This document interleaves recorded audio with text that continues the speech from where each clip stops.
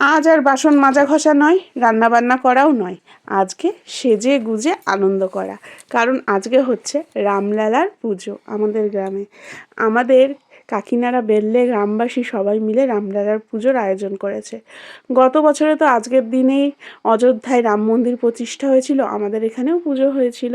তো চল, আমার কলসি বালতি আমি নিয়ে নিয়েছি, ছোটোটাকে আগেই রেডি করে দিয়েছিলাম। পাশের থেকে একটা ওর দিদি এসেছিল, এসে ওকে নিয়ে চলে গেছিলো। আর বড়টা তো সে 2 ঘন্টা আগেই সাজুকুজু করে রেডি। তো এই হচ্ছে আমাদের রামলালা।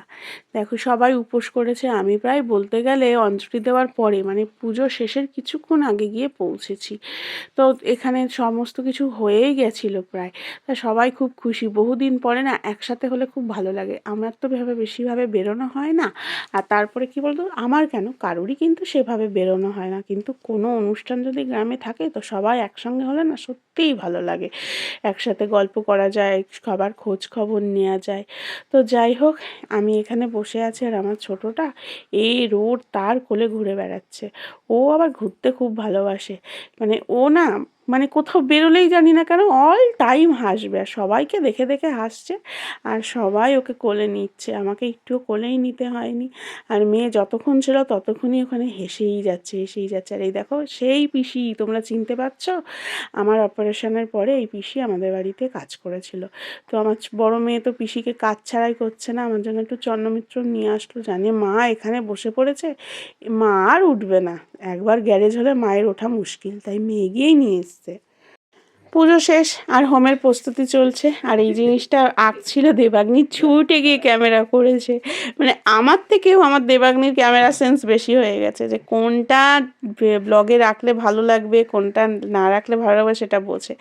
আর এই দেখো, এই যে পুচকেটা দেখছো, ও কিন্তু আমাদের প্রিয়দর্শিনী থেকে খুব বেশি বড় না, তো হয়তো 3-4 মাসের বড়, কারণ ও দাঁড়াতে পারে। ওর মায়ের কোলে প্রিয়দর্শিনীকে নেবে বলে ব্যস্ত। আর তোমার দাদাও চলে এসছে, তোমার দাদা বিভিন্ন জায়গায় ঘুরছিল মানে আরও কিছু কিছু জায়গায় রামলালার আজকে পুজো হয়েছে, তো সেখানে সেখানে গেছিলো। এক জায়গা থেকে একটা গামছা দিয়েছে, এটা অনেক সম্মানের। তো দেখো হোম শুরু হয়ে গেছে। আর হোম দেখতে বেশ ভালোই লাগে, কিন্তু আমার পুরো দেখা হয়নি, কারণ প্রিয়দর্শিনী একটু প্যাঁ প্যাঁ করছিল, ওখান থেকে বাড়ি চলে আসতে হয়েছিল। ওর বোধহয় একটু ঘুম পেয়েছিল, তাই চলে এসেছি। মাও চলে এসছে, মা আমাদের সঙ্গে আসেনি, মা এসছে পরে। তো চলো, সব কমপ্লিট পুজো, এদিকে প্রসাদ গ্রহণ করব। আর দুপুরে হয়েছিল নিরামিষ একটা ডাল আর আলু ভাজা, আর সাথে একটা নিরামিষ তরকারি। সত্যি বলছি, তুমি বাড়িতে রান্না করবে দেখবে কোনো স্বাদ নেই, কিন্তু যদি কোনো ঠাকুরের নামে রান্না হয় না, তার স্বাদই আলাদা। কেন হয় আমি জানি না, সাধারণ ডাল সবজি তাই যেন অমৃত লাগছিল। আর প্রিয়দর্শিনীকে দেখো এদের বাড়িতেই খাটে শুইয়ে দিয়েছি, দিয়ে আমি খাচ্ছি। তো যাই হোক, ফেরার পথে দেখছি হোম প্রায় সম্পূর্ণই হয়ে গেছে, সবাইকে হোমের টিকা দিচ্ছে। তো আমি আর বাদ যাই কেন, শান্তি জলও নিয়ে নিলাম, শান্তির বড্ড অভাব, শান্তি যেন আসে। তারপরে টিকাও নিয়ে নিলাম। আর এই যে বাচ্চাটা, আবার বলছি, আমি চলে আসছি বলে ওর কি কান্না, ওকে ওর মায়ের কোলেই রাখতে হবে। দুটো বাচ্চা নিয়ে ওর মা কিন্তু কোলেই রেখে দিয়েছিল। তো চলো গুটি গুটি পায়ে যাওয়া যাক। আজকে সেভাবে কাজকর্ম কিছু নেই, কিন্তু আমি রান্নাবান্না কিন্তু সব করেই রেখেছিলাম। ভাতগুলো আমার বাড়িতে সেইভাবে তাকিয়েই আছে, এক হাঁড়ি ভাত পুরো টইটুম্বুর। দুপুরে এখানে খেতে চাইছিলাম না, কিন্তু ওই যে প্রসাদ প্রসাদ কখনো না করতে নেই। ভোগ বলে না, ভোগ দর্শনেও হচ্ছে দুর্ভোগ কাটে, আর সেখানে তো আমি ভোগ পেয়েছি, তাই না?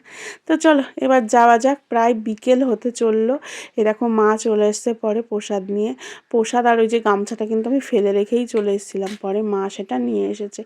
আর আমাদের বাটা দেওয়া হয়েছিল, সেই বাটাটাও এসে গেছে। আর এই যে প্রিয়দর্শিনী এখন ঘুমোচ্ছে, আমি হয়ে গেছি রেডি, মাকে টাটা জানিয়ে দিলাম। মা আগের রাউন্ডে গেছিলো, আমি পরের রাউন্ডে যাচ্ছি। মানে রাতে আমাদের মেন অনুষ্ঠান, রাতে আমাদের মেন খাওয়া দাওয়া। কারণ দুপুরবেলা না অত তামঝামের মধ্যে পুরো গ্রামবাসী তো কম না বলো, প্রত্যেককে খাওয়ানো কিন্তু সম্ভব নয়। আর এই যে আমাদের বাড়ি থেকে বেরোতেই কি দেখলে তোমরা, একটা অনুষ্ঠান বাড়ি, এটাতে আমি পরে আসছি। 2 জায়গায় নেমন্তন্ন ছিল, সেই সত্যি 2 নৌকায় পা দেওয়ার মতন পরিস্থিতি। তো চলো, তিনজন মিলে যৌথ উদ্যোগে চলে যাচ্ছি। আর প্রিয়দর্শিনী তো শুয়েই রয়েছে। আর এই যে রামলালার দর্শন করে নিলাম, নিয়ে চলো সবাই ভোগ গ্রহণ করছে, সেখানে যাওয়া যাক। দেখো এখানে পুরো ফাঁকা ছিলই না, এখানে পুরো ভর্তি। তো পাশে একটা দিদি বললো, তোমার বাচ্চা একদম ছোট, কতক্ষণ ওয়েট করবে? ওয়েট করতে হবে না, তুমি তাড়াতাড়ি খেয়ে দিয়ে চলে যাও। কারণ সত্যিই প্রিয়দর্শিনী আমার 10 মিনিটও একা একা ঘুমোয় না, ওর পাশে যদি আমি শুই তাহলে ঘুমোবে। এইখানে রান্না চলছে, এই যে উনুনগুলো জ্বলেছে সকালবেলা, আর মানে বন্ধ হয়েছে বোধহয় একেবারে মাঝরাতে ধরতে গেলে। পুরো গ্রামবাসী তো কম না, সবাই প্রসাদ গ্রহণ করেছে, দুপুরেও করেছে, রাতেও করেছে। তো চলো, এসেই দিদি একটা বেগুনি দিয়ে দিল, পেয়ে গেলাম। এই বেগুনির স্বাদ আলাদা, কারণ খেতে বসে বেগুনি পাওয়া আর আগে হচ্ছে অতিথি আপ্যায়নের বেগুনি পাওয়া, এর মধ্যে কিন্তু অনেক ডিফারেন্স। আর এদিকে বেগুনি হচ্ছিল ধৈর্য ধরে, এত মানুষের বেগুনি। হ্যাঁ, বিয়ে বাড়িতে হয়, কিন্তু বিয়ে বাড়ির লোক আর এই প্রসাদ গ্রহণের লোকের মধ্যে অনেক ডিফারেন্স, কারণ পুরো গ্রামবাসী খেয়েছে। তো যাই হোক, এক এক করে ভাজা তো সম্ভব না, একসাথে অনেকগুলো করেই ভাজছিল। আমরা খেতে বসে পড়েছি। ডাল ছিল, আর ফুলকপি আলুর একটা নিরামিষ তরকারি ছিল, বেগুনি ছিল, পায়েস ছিল। এই ছিল আমাদের আজকের আয়োজন। আর রাতেও খেতে খুব ভালো লাগছিলো, কিন্তু বেশি করে নিয়ে খাইনি, কারণ ওই যে আগে তোমাদের ঝলক দেখিয়ে দিলাম যে কেন খাইনি। কারণ হচ্ছে পাশেই ছিল আমার একটা জায়ের মেয়ের বিবাহবার্ষিকী, ওদের প্রথম বিবাহবার্ষিকী। গত বছর বিয়ে হয়েছিল, সেইবার আমি তো উপোস করেছিলাম, কারণ গত বছর অভিষেক হয়েছিল রামলালার, তখনও উপোস করেছিলাম। প্রিয়দর্শিনী কিন্তু তখন আমার পেটে ছিল। তো আমরা ওদের বাড়ি খেতে পারিনি, কিন্তু রাত্রি 12:30টার পরে খেয়েছিলাম বিয়েতে। আর এই অ্যানিভার্সারিতেও দেখো সেই একই অবস্থা হলো। চলো, বাড়ি এসে গিফট নিয়ে চলে যাচ্ছে। দেবাগ্নি তো আমার আগেই চলে গেছে, কারণ ও একটু নাচতে ভালোবাসে। নাচানাচি দেখলে সেই চান্স আমার মেয়ে একদম হারাতে চায় না, ছোট মানুষ আনন্দ পায়। আর যার বিবাহবার্ষিকী তার মেয়েও নাচ করছে, তার মেয়ে আবার আমার মেয়ের বান্ধবী, ও কিন্তু সম্পর্কে আমার নাতনি হয়। তো টুসু দিদিও নাচ করছে, দেবাগ্নিও নাচ করছে, আর এটা হচ্ছে আমাদের তিশা দিদি। সব 3 দিদি মিলে নাচানাচি করছে, ওদের নাচই লোকে দেখছে, আর আমিও দেখছি। আমি হাসি, আমার মেয়ে যে কী মজা করতে ভালোবাসে। থাক, শৈশবটা আনন্দ করে নিই, কারণ এই সময়টা চলে গেলে আর এই সময় কোনো দিন ফিরে আসবে না। এটাই হচ্ছে প্রত্যেকটা মানুষের জীবনের স্বর্ণময় সময়, ঠিক না? পরে তো সংসারের চিন্তা ভাবনা, কাজকর্ম, নানা রকম দিকে নানাভাবে মাথা দিতে হবে। আর এখন নিশ্চিন্তে একটু নাচানাচি করে নিই। তো চলো, গুটি গুটি পায়ে যাওয়া যাক অ্যানিভার্সারি বাড়িতে। এটা হচ্ছে ফার্স্ট অ্যানিভার্সারি আমাদের টুসু দিদির মায়ের। তো যাওয়া যাক আস্তে আস্তে। মোটামুটি ছোটোখাটো করে করেছিল, কিন্তু একেবারে ছোট করেনি। দেখতেই পাচ্ছ জেবিএল টেবিএল সব এনেছিল। আর এখনও লোকজন আসেনি, প্রায় রাত্রির কিন্তু 10:30 হয়ে গেছে। 10:30তেও লোকজন নেই, যেহেতু আমাদের গ্রামেই আর একটা অনুষ্ঠান চলছে। দেখো সেজে গুজে বাইরে বেরোলো, তো ওর হাতে গিফটটা ধরিয়ে দিলাম, ধরিয়ে বললো যে বসো কাকি।